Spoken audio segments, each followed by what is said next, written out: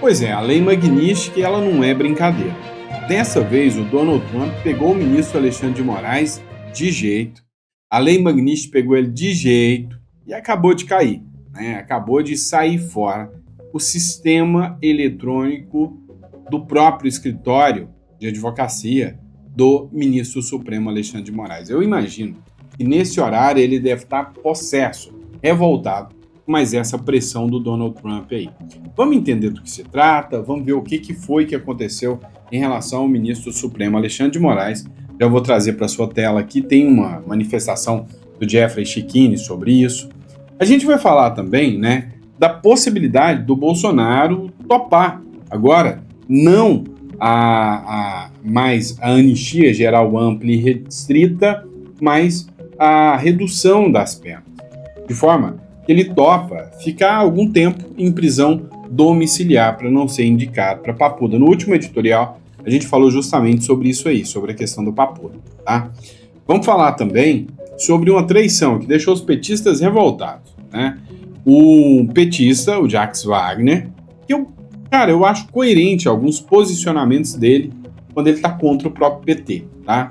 Ele andou indo a favor da lei da dosimetria. Nós vamos falar sobre isso aqui, tá? Então sejam todos bem-vindos, é um prazer enorme estar aqui com você. Você que nos acompanha há algum tempo aí, muito obrigado pela confiança. Você que chegou agora no canal, cogita se inscrever no canal, aqui você vai pegar informação sempre de relevância, informação que a gente sempre averigua antes de trazer todo o conteúdo para você aqui, tá bom? Bora para cima, vamos entender o que está acontecendo. Não esquece de se inscrever, curtir, compartilhar e vamos de matéria, vamos entender o que aconteceu contra o Alexandre de Moraes e a lei Magnitsky aí. Vamos lá, pessoal. Olha essa aqui. Urgente. Site do casal Magnitsky derrubado. É o efeito Magnitsky? Essa publicação foi feita pelo Marco Antônio Costa, né, que é o Superman aí. O Jeffrey Schickini também fez uma análise. E sim, o site do escritório de advocacia do ministro do Supremo Alexandre de Moraes, assim como também do escritório de advocacia, né, que é com a Viviane Barsi, a esposa dele, caíram. Dá uma olhada aqui, o Jeffrey Schickini falando sobre isso. Eita, olha só isso daí, gente. O site do escritório da esposa do Moraes saiu do ar. Efeito Magnitsky. Este é um dos efeitos da lei Magnitsky. Por quê? Porque o site do escritório estava hospedado em servidor americano da Amazon. Lei Magnitsky. Um sancionado não pode ser cliente de empresa americana ou de empresa que atue nos Estados Unidos. Olha só. E caiu também o site do Instituto Lex. O instituto que está em nome da esposa de Moraes. Gente, perde conta bancária, perde cartão de crédito. Os prejuízos são imensos. Agora, se você quiser saber mais sobre esse assunto e estar atualizado, eu te indico a Gazeta do Povo. Olha só, gente, essa super promoção que a Gazeta lançou aos meus seguidores. R$ 4,90 por mês.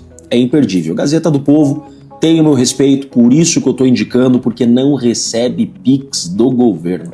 Isso não tem preço, né? Se não recebe Pix do governo, óbvio que tem meu apoio, porque aqui tem informação sem máscara, não tem informação manipulada. E lá já tem mais informações sobre tudo isso que está acontecendo, então se mantenha atualizado, se inscreva como eu na Gazeta do Povo.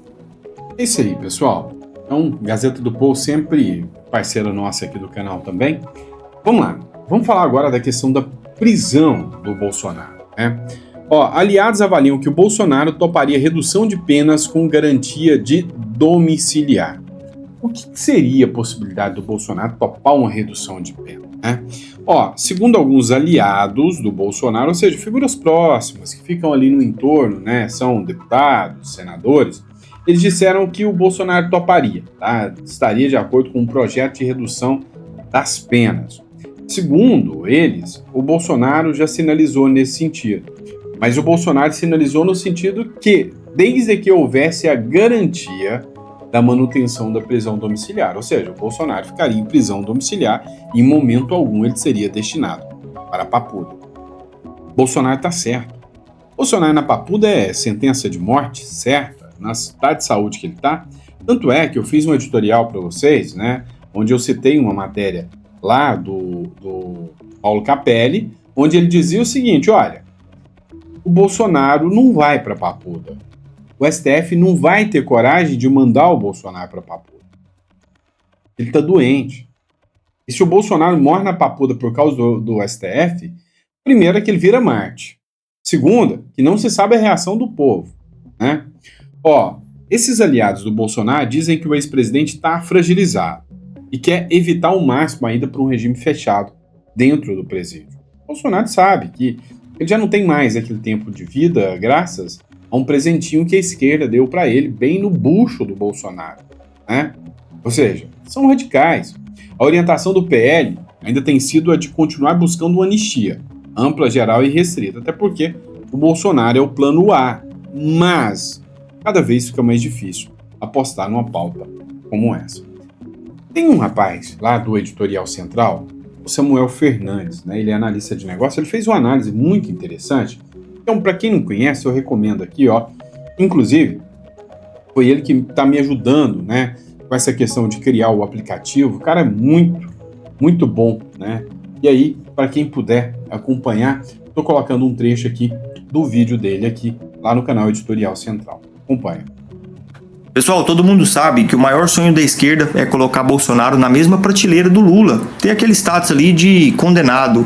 E a gente entende que se o sistema pudesse fazer tudo que tinha vontade com Bolsonaro, talvez aí ele já tinha pegado uma forca, ele já tinha ido pro paredão, mas está pegando tão mal essa perseguição que agora os próprios ministros do STF estão revendo aí o quadro de saúde dele. Porque quem não lembra, semana passada ele foi diagnosticado com câncer de pele, pessoal. Ele, depois daquela facada, o sistema gástrico dele nunca mais foi o mesmo. E sempre aí ele precisa de um socorro com urgência para ir para um hospital. E eles queriam ter aquela fotinha do Bolsonaro atrás das grades. Mas isso aí parece que está ficando cada vez mais impossível para o sistema. Olha só essa notícia aqui que saiu no canal Metrópolis. Saúde de Bolsonaro vira assunto no STF e torna Papuda improvável. Pessoal, vamos entender melhor essa situação aqui. Olha só, a saúde de Bolsonaro virou um assunto entre os ministros do STF. A preocupação maior não é com o recém-descoberto câncer de pele, mas com o quadro na região abdominal considerado delicado por médicos especialistas que atendem inclusive servidores da corte. Então surgiu essa conversa aí nos bastidores e eles sabem que o Bolsonaro não está enfrentando aí uma barra muito complicada na vida dele com o sistema de saúde. A gente ouviu falar aí que é soluços, a gente está vendo que o Bolsonaro não está bem aí há muito tempo. E a questão psicológica também, ela afeta muito, porque a gente sabe, o sistema queria Bolsonaro atrás das grades. Mas imagina só a comoção que ia dar no país se acontecesse uma situação. Colocam o Bolsonaro na cela, dentro da Papuda, igual ele sempre quis, e Bolsonaro venha a falecer. O que ia acontecer? A comoção nacional, o que ia gerar de repercussão negativa aqui para esse país? Agora parece que eles estão com medo de toda essa situação, porque aconteceu com o famoso aí Clezão, que era aquele apoiador que da Bahia, que foi preso e foi morto dentro da cela ali, precisando de um auxílio médico de urgente e não foi capaz de atender ele. Aí a gente entende aí, por isso que o Supremo aí tá pisando mais baixo agora com toda essa situação. Pessoal, voltando aqui, inicialmente o Supremo pretendia enviar Bolsonaro para uma cela especial no presídio da Papuda, de modo a demonstrar que não haveria privilégio ao ex-presidente condenado a 27 anos de prisão por golpe de Estado e outros 4 crimes. Aí eu quero que você coloque na ponta da caneta aí, será que realmente Bolsonaro fez esses crimes aqui? Será que existiu esse crime?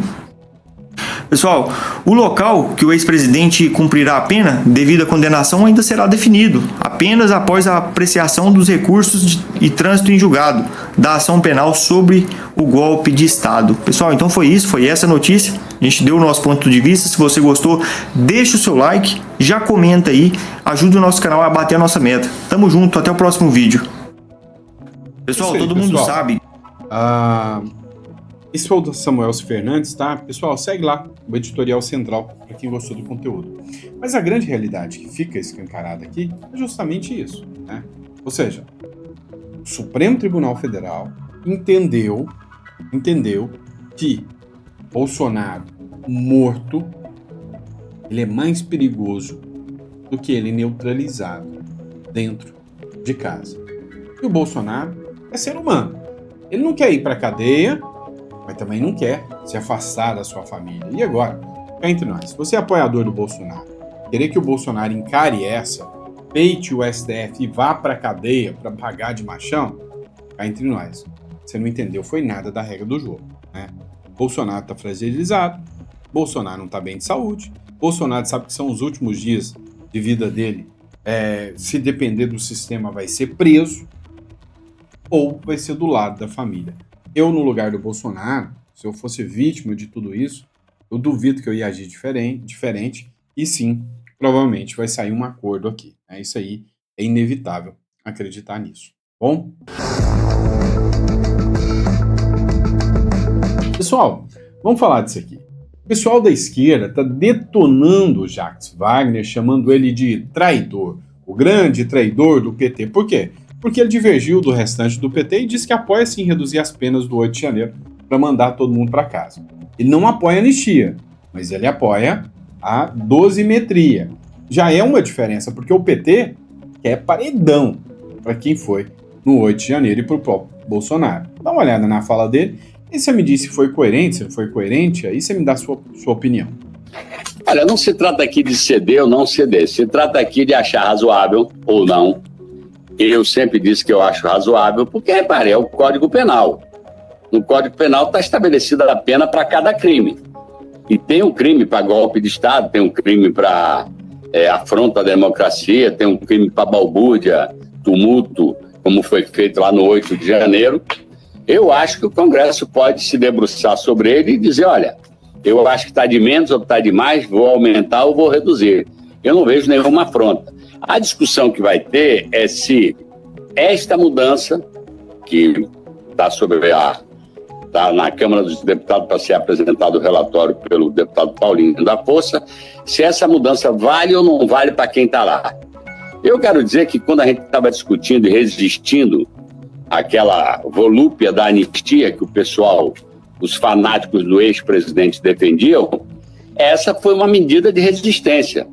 Não, vamos folgar um pouco a mão para o que eu chamo de massa de manobra, para os bagrinhos, e vamos concentrar o peso da punição naqueles que têm que ser mais violentamente punidos. Quem é?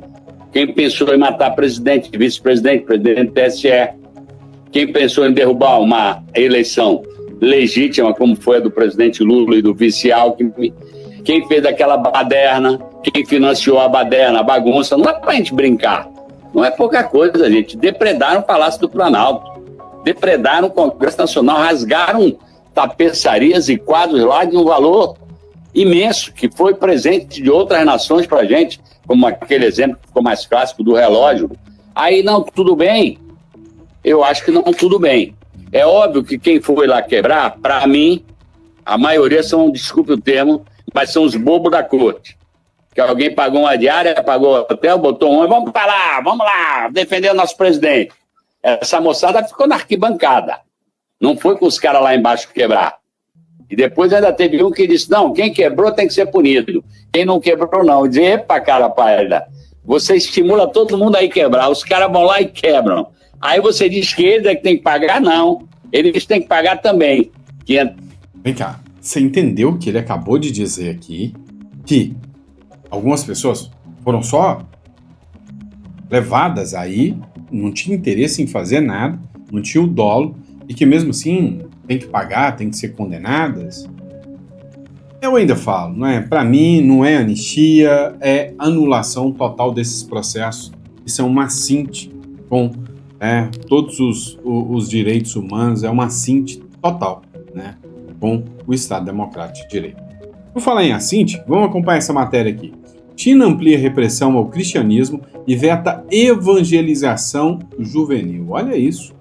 A China implementou um conjunto de novas regras e regulamentações que amplia uma proibição de conteúdos religiosos online, atingindo práticas como de ensino online, de lições bíblicas para crianças e a formação de grupos e jovens. Olha isso.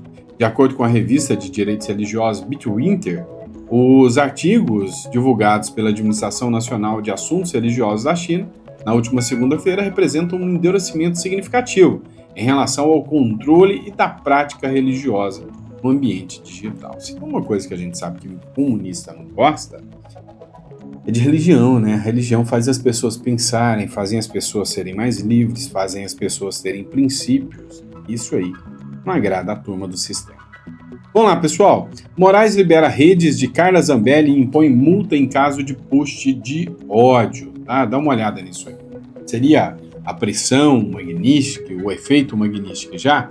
A Carla, que está presa na Itália, já tem quase um mês, né, se eu não me engano, o Moraes, ele determinou a revogação do bloqueio de perfis e canais das contas da Zambelli, que tinham sido bloqueados, né? Assim como de várias outras pessoas no Brasil tiveram aí bloqueios, o que para mim é uma cinte, é um disparate, né? E que tem a ver tirar a liberdade da pessoa se manifestar. Se a pessoa se manifestou e cometeu crime, ela vai pagar por aquele crime. A pessoa, né, jamais pode ser considerada um ser, né, proibido dos seus direitos e garantias fundamentais, pelo amor de Deus, né? Então, a pessoa não pode ser retirada dos seus direitos e garantias fundamentais. Então, tá bom. Usar redes sociais é um direito que todo mundo tem? Sim. A pessoa cometeu um crime na rede social, ela tem que responder por aquele crime, mas o direito dela de usar não pode ser. E se ela usa aquilo para o trabalho dela? Então é um absurdo. Segundo Moraes, no atual momento processual, não há necessidade de manutenção dos bloqueios determinados nas redes sociais, devendo somente ser excluídas postagens ilícitas que deram causa à decisão judicial. Inclusive, teve a condenação aqui. Na condenação, o Alexandre de Moraes falou que discursos de ódio não podem continuar. E aí, uma multa, né, que ele implementou ali de R$20 mil por cada post de ódio que a Carla Zambelli fez. Publicação do Sóstenes Cavalcante em relação à CPI do INSS. Agora, a Gleisi Hoffmann entra na mira como suspeita do escândalo do INSS, é o que publicou o Sóstenes Cavalcante, é o texto do Sóstenes Cavalcante. O Rogério Marinho, ele deu uma fala aqui contundente em relação a desde quando esses descontos vêm acontecendo. Dá uma olhada. Polícia Federal conclui inquérito que investiga Gleisi e Paulo Bernardo e envia relatório ao Supremo Tribunal Federal. Olha que surpresa, quem são esses personagens? Procurador-geral. Não foi Lula, não.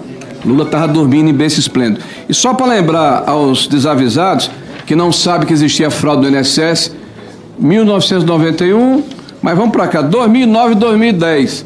Descontos irregulares aumentam. Descontos irregulares, senhores. Olha que surpresa. Quem era o presidente naquela época? Descontos irregulares, o volume de desconto agora começa a aumentar, segundo o Baus, eles começam a ser mais recorrentes, mas ainda tem algo muito localizado no varejo. Começa, sabe quando? 2009, 2010. Aí vem, contribuição compulsória, aposentados são descontados sem saber se sindicatos faturam milhões. Olha que surpresa, sabe quando é que foi isso, gente? Foi em 2010. E o ministro Carlos Gabas, na época, sede da Confederação Brasileira dos Aposentados, na última quarta-feira, ficou decidido que o interessado que está sendo lesado, roubado, precisa ir ao sindicato ou associação e pedir o cancelamento. 2010. Quem era o presidente na época? Não sei. As pessoas vão entender o que eu estou falando. Idosa descobriu que teve desconto devido do INSS por 30 anos após escândalo de fraude. Acabei de dizer que faz desde 1994. Contribuição compulsória. Aposentados são descontados sem saber se sindicatos faturam milhões. 2010 também. Polícia Federal conclui inquérito que investiga Gleisi e Paulo Bernardo e envia relatório ao Supremo Tribunal Federal. Olha que surpresa, quem são esses personagens? 15 de março de 2018. E qual é o inquérito aqui? Consignados. Qual é o objeto dessa comissão, me parece, né? As pessoas talvez tenham se esquecido. E agora, esse partido que fica aqui dizendo que quer combater a fraude e tal, quer ajudar o trabalhador, é o mesmo que votou contra, há pouco tempo, na medida provisória que determina a retirada dos consignados, né? É a mesma. E a esquerda ajudou a manter desconto que levaram à fraude do INSS. Está aqui 2019, mostrando que foi combatida a MP, que nós apresentamos a 871. Nós estamos vendo aqui uma profusão de notícias. Vou até parar por aqui, porque para não constranger muito os nossos amigos. Mas vamos aqui. Pois é, né? Ou seja, é um caso que já vinha acontecendo há muito tempo e vem ganhando novas repercussões. Por exemplo, esse advogado aqui, o Nelson Williams, ele é muito conhecido até pela ostentação. Muita gente apelida ele de advogado ostentação, né? Ele tem um carro que só o carro dele é avaliado em 11 milhões e meio, né, de reais. A CPMI do INSS pediu a prisão preventiva e a quebra do sigilo de Nelson Williams. O advogado Nelson Williams, um dos alvos da operação da PF em apuração aos desvios irregulares de aposentados e pensionistas do INSS, teve pedido de prisão preventiva aprovado pela CPMI nesta quinta-feira. Além da penalidade, deputados e senadores que fazem parte do grupo de investigação também pediram pela quebra de sigilo do advogado em duas fases, entre janeiro de 2019 e dezembro de 2024 e setembro de 2020 e setembro de 2025. Né? O Nelson Williams, que é super conhecido no mundo jurídico, famosíssimo no mundo jurídico, né? Sempre apresentou uma reputação muito séria, né? Espero, né, que a verdade venha à tona, né? E aí, não estou aqui para julgar ninguém. Vamos lá. Reprovação da Câmara chega a 70% enquanto o STF ganha fôlego após condenar Bolsonaro. Você acredita nessa aqui?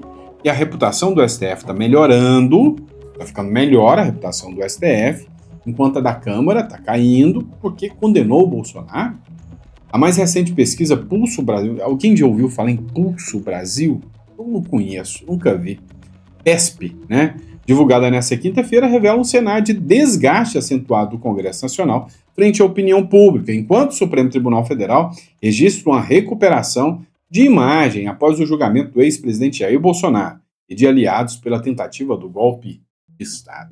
Meu amigo. Vamos lá. Essa matéria aqui, esta me assustou um pouquinho, tá? Me assustou um pouquinho. Matéria da Euronews, tá bom? Meloni, que é a primeira ministra da Itália, direita, tá? Pessoa de direita, na ONU, criticou Israel por cruzar o limite, ou seja, disse que Israel está passando dos limites e começa a cometer crimes de guerra. Isso chamou a atenção, isso foi um impacto, né, para a comunidade internacional, porque geralmente, né, hoje, a maioria cita o direito de Gaza a se defender. Por exemplo, ontem, o presidente do Paraguai, na ONU, ao mencionar, né, fazer o seu discurso, ele falou que o Paraguai dá todo o apoio a Israel, que Israel tem o direito de autodefender-se. E o que Israel está fazendo é autodefesa. A primeira-ministra da Itália, Giorgia Meloni, interviu ante a Assembleia Geral da ONU para pedir uma reforma da organização e comentar a invasão russa da Ucrânia. Afirmou que Israel cruzou um certo limite em Gaza, com uma reação desproporcional, ainda que a culpa seja do Hamas, né, de iniciar a guerra. Pois é. Vamos lá, partindo para o próximo agora, vamos diretão, né? Se vocês estiverem gostando desse formato diretão, vocês me avisam. Lascou-se, né? Lascou-se de vez. O preço do café vai subir 15% e jornalistas ficam em choque. O preço do café vai subir 15% e jornalistas ficam em choque. Pois é. Escuta só isso aqui. A Clauson Dutra tem mais informações sobre o preço do café, que já tá caro. Vai aumentar mais, Clauson?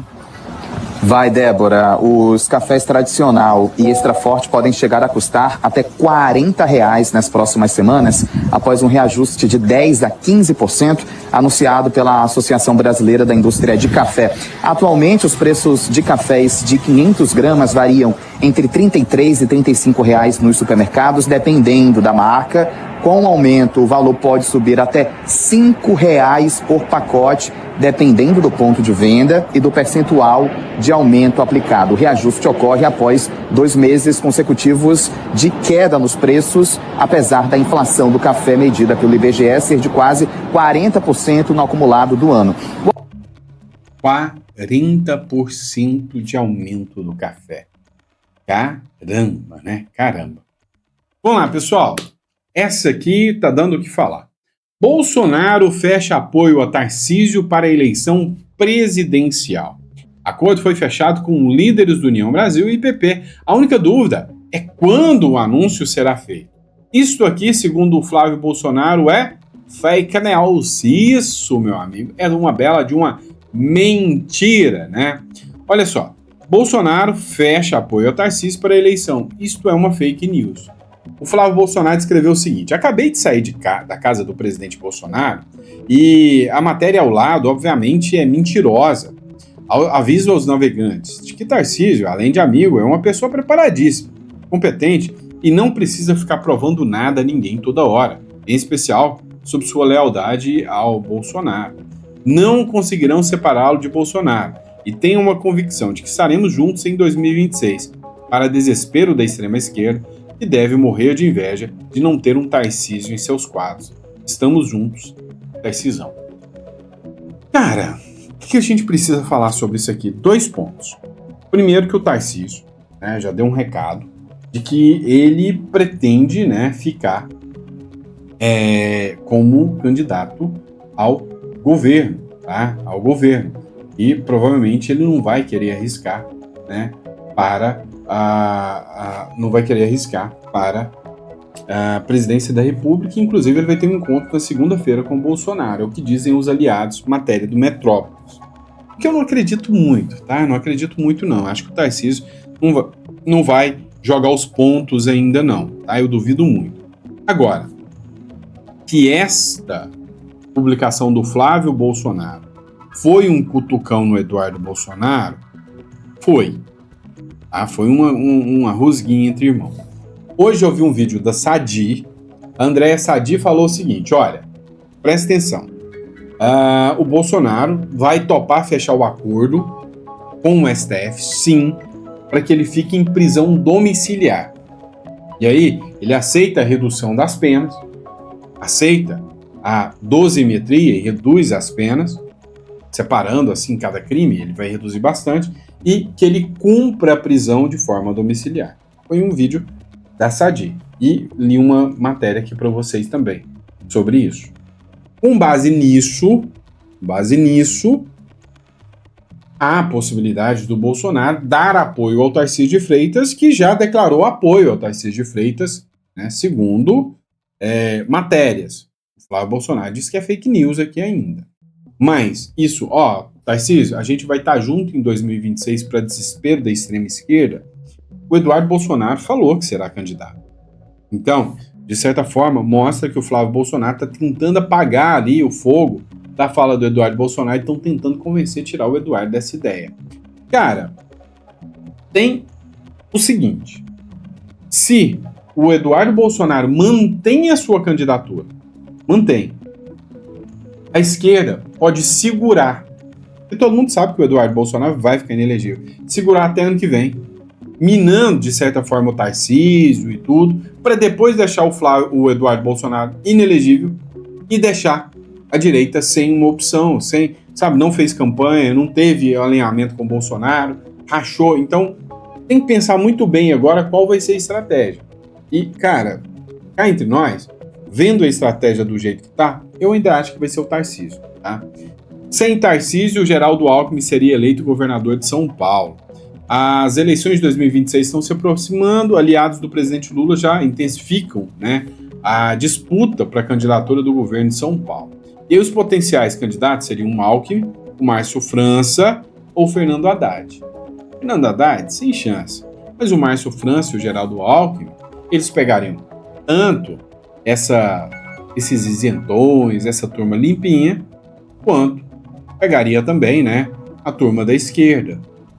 E sim, é uma possibilidade. Dentro do PT há divisões sobre o nome ideal. Uma ala defende o Haddad, dentro do próprio PT, considerando praticamente definido por aliados de Lula no Estado, enquanto outra está apoiando o Geraldo Alckmin, atual vice-presidente da República. Sem Tarcísio na disputa pelo governo paulista, Alckmin lidera a pesquisa de intenção de voto, o que também poderia abrir espaço para que ele disputa a vaga de vice de Lula na corrida presidencial. Tá? Vamos estar acompanhando. Vocês viram essa aqui? Última matéria que a gente vai tratar hoje, Capitão do Mato Mulher que ofendeu o deputado do PL é identificada, né? A esquerda é racista. A esquerda, ela é violenta. A esquerda é homofóbica, né? Mas eles fingem que não existe isso. Capitão do Mato, né? A mulher que chamou o deputado federal Hélio Lopes de Capitão do Mato durante a audiência da comissão que analisa a proposta do Fundo Nacional de Reparação Econômica e de Promoção da Igualdade Racial foi identificada. O parlamentar registrou o boletim de ocorrência na Polícia Legislativa do Distrito Federal. Tem que fazer isso. Tem que deixar de ser passivo, tem que mandar para a justiça, tem que processar, tem que usar o aparato judicial contra eles, porque eles usam o tempo inteiro contra o direito. Em menos de 24 horas, a corporação identificou a autora da ofensa. Trata-se de uma moradora de Salvador, na Bahia, que veio a Brasília para visitar a Câmara dos Deputados. O nome dela não foi divulgado. Tem que responder por injúria racial? Claro! É claro! A mulher chamou o deputado de Capitão do Mato, após o parlamentar se posicionar contra a proposta em discussão, que, segundo Hélio Lopes, quer acabar com o pardo, né, a figura do homem pardo. Vamos nessa matéria aqui, ó. Matéria do Elo Nacional. A chefe foi bom, hein? Chefe do registro eleitoral de Caguaçu foi detida no Brasil com mais de 200 quilos de marihuana, né? Devia estar indo para alguma festa da esquerda, só pode. A funcionária, advogada de profissão e assinalada como suposta operadora política do deputado Miguel de Porto, foi detida nessa segunda, dia 22 de setembro, no município de Condor, estado do Rio Grande do Sul. O procedimento foi encabeçado pelo Departamento de Repressão ao Crime Organizado, o DRACO, da Polícia de Santa Maria. Na operação se interceptaram 2 veículos, um Peugeot com matrícula argentina, que ocupava um fundo falso de 254 paquetes de droga, né, marihuana, equivalente a 202 quilos, e um Toyota Fielder com chapa paraguaia, com placa paraguaia, que cumpria funções de explorador, né, ou seja, ele ia na frente para falar, ó, tem polícia na frente, ó, tem blitz, volta. Então ele ia na frente cumprindo a função de controlador, né, explorador. Beleza?